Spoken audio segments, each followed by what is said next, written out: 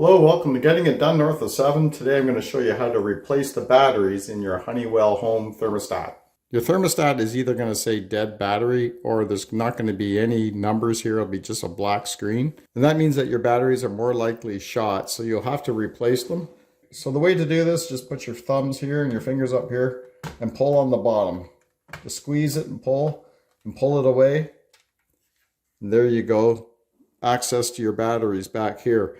Now these batteries are AA's, so we're going to replace them with new AA batteries.